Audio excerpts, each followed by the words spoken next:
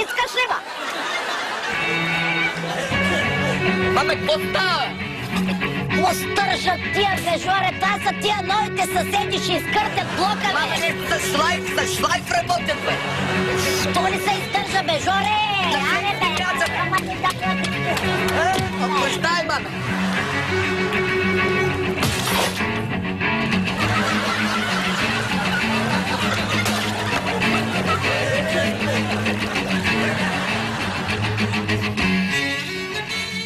Сраката тука!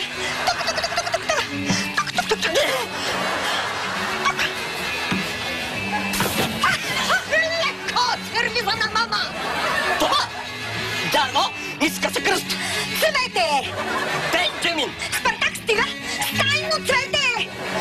Вечно зелено дърво, но не спори! В крайна сметка не съм ботаникъл митничар!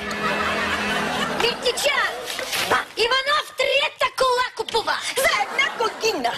И фризьорски салон купи на жена си! На, Митушка! 200 квадрата! А ти панелен блок! Перник! Тихо!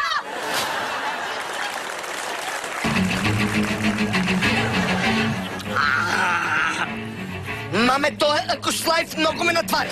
Значи много се напрегнах. Това не е глушлайф, Жоре! Казвам ти, бормашина е! На флекс ми мяза сякаш. Бе, къртят нещо, бе, Жоре, къртят! Ей, изкъртиха ни главите, бе! Натъпка в Перник са селени, бе, майче! Влачат са тук от провинцията, идват да троят живота на истинския гражданин, бе, майче! Маме, значи сега ще им пусна една вестна змиянец. Дай. Мамито им ще разплаче. Дай, майче, ама намах! Намах вумамето, маме. Давай, Весна! Добро утро! Тръгна, Жоре! Жоре, дигни ма, майче, дигни ма, ма, движи до стената, чело, а така! А, дай са!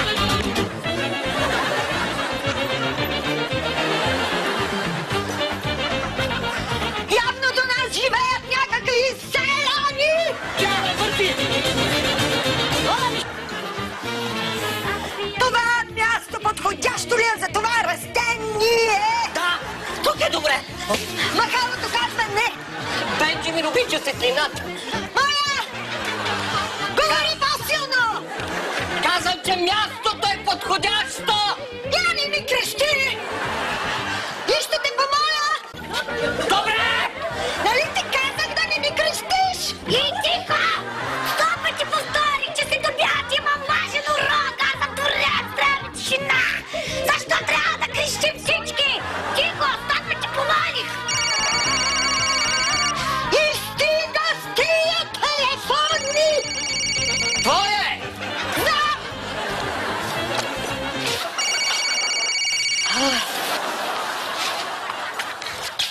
Ало, да. Афродита, да. Мак Афродита. Кой да е? Не знам, че чакате от 2 месеца, обаче много ми е натоварено. Донесете 5000 лева и ще открия колата. Колко коли съм откривала, разбира се. И какво, като ви струва колата 2000, моята